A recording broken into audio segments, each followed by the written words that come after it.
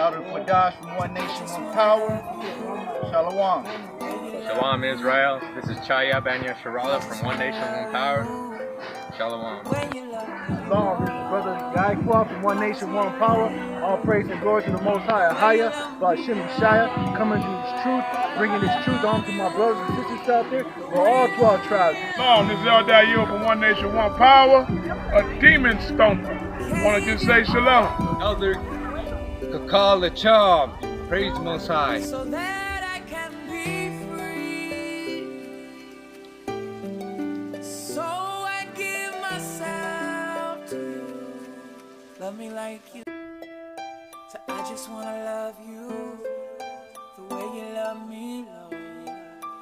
I just wanna love you the way you love me, Lord. I just wanna love you the way you love me.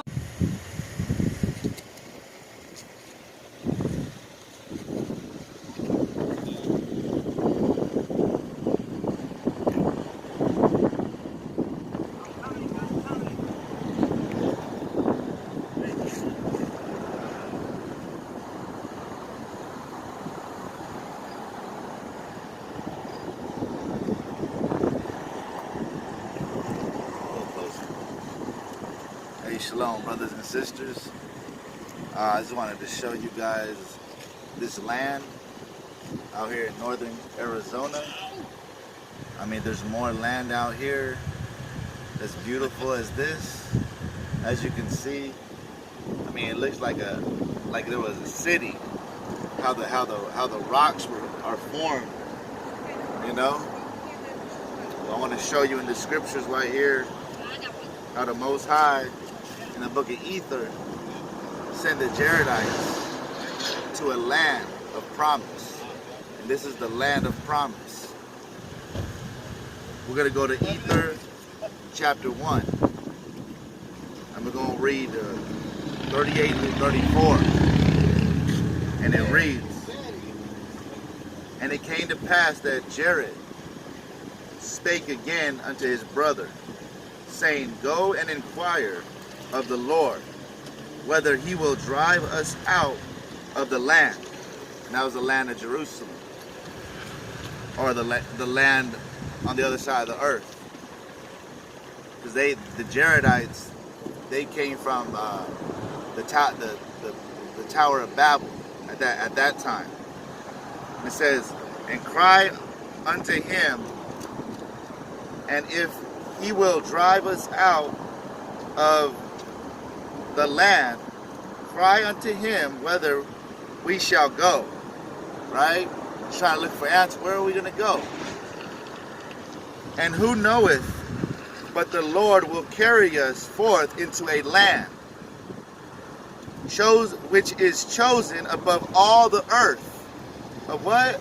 Which is chosen above all the earth. "And if it so be, let us be faithful unto the Lord, that we may receive it for an inheritance." Verse 39.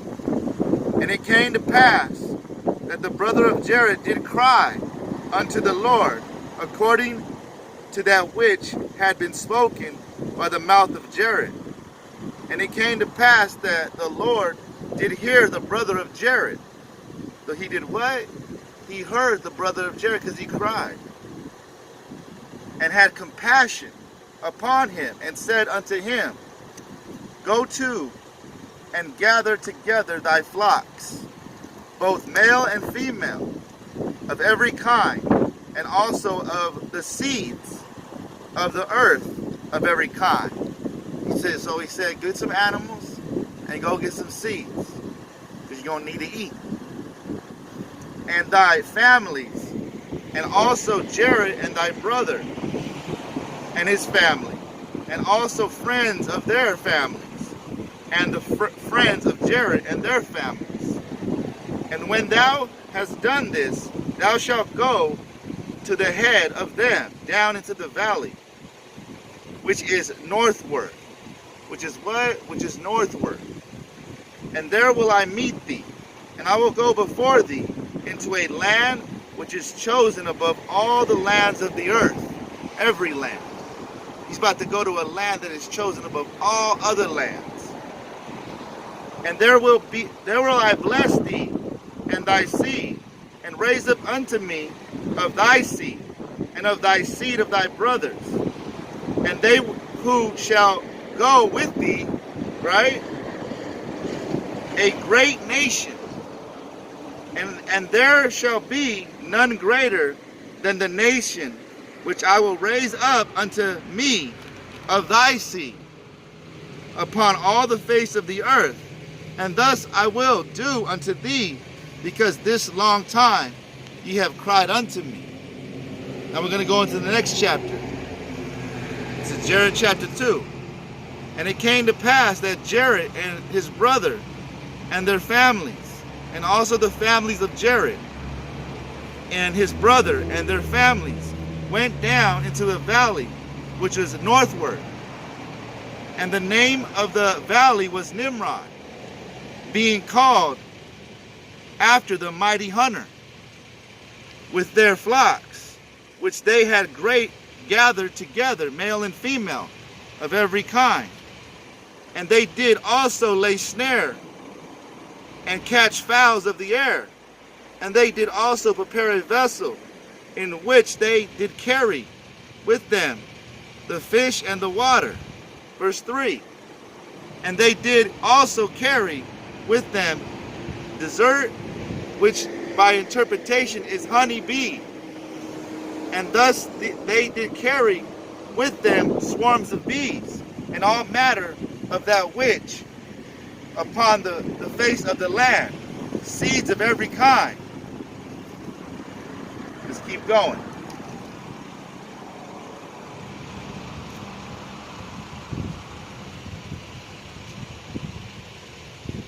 Now we're gonna go jump to verse 5. We're gonna jump to verse 5. And it came to pass that the Lord commanded them that they should go forth into the wilderness, yea, into the quarter where there never had men been. And it came to pass that the Lord did go before them, and did walk and did talk with them, as he stood in a cloud. That's the Lord in a cloud, in a ship, and gave direction whether they should travel. And it came to pass that they did travel in the wilderness, and did build badges, in which they did cross many waters, being directed continually by the hand of the Lord. And the Lord would not suffer that they should stop beyond the sea in the wilderness, but he would that should go forth even unto a land of promise. A what? A land of promise, which was chosen above all other lands. Above what? Above all other lands, which the Lord God had preserved for a righteous people. For what?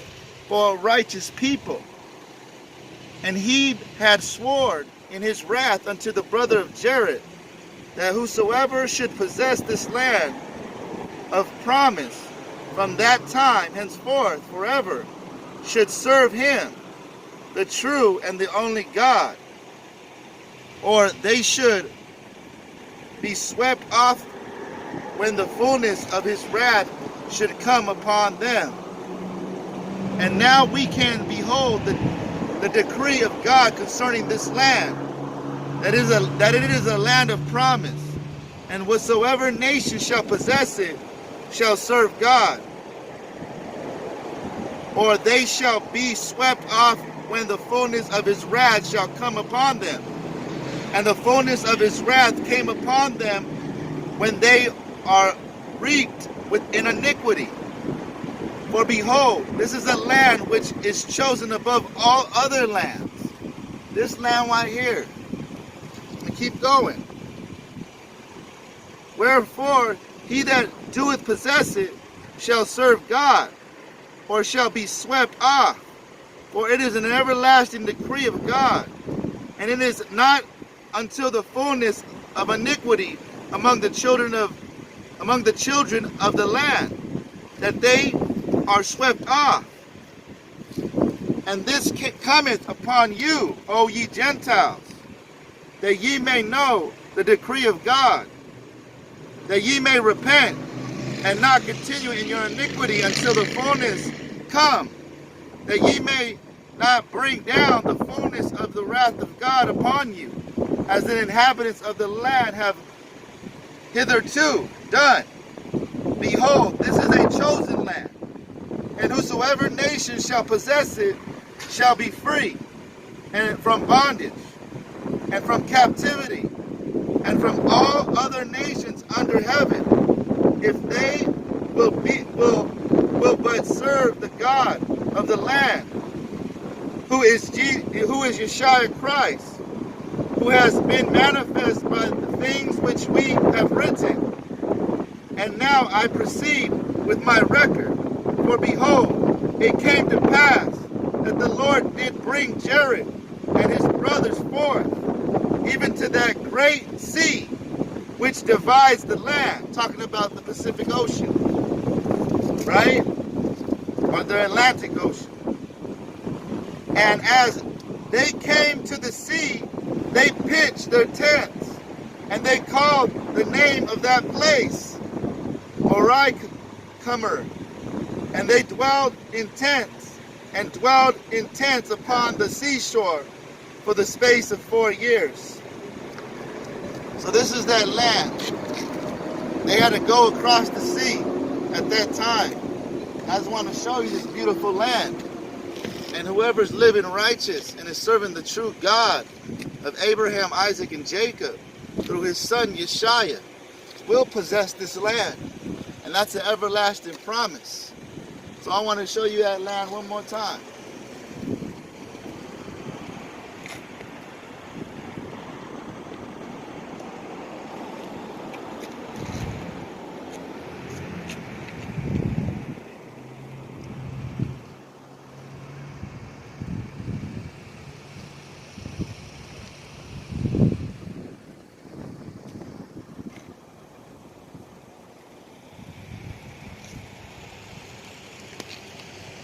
Shalom, brothers and sisters. This spot, this is another beautiful spot of our land. Look around, you know. Another little spot, you know what I'm saying? Which is chosen above all other land.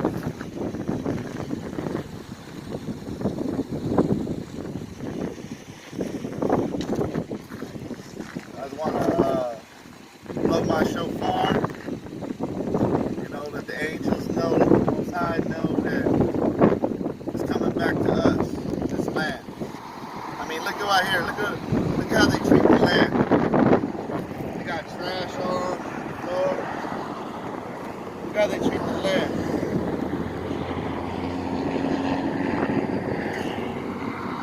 Look how they treat the land.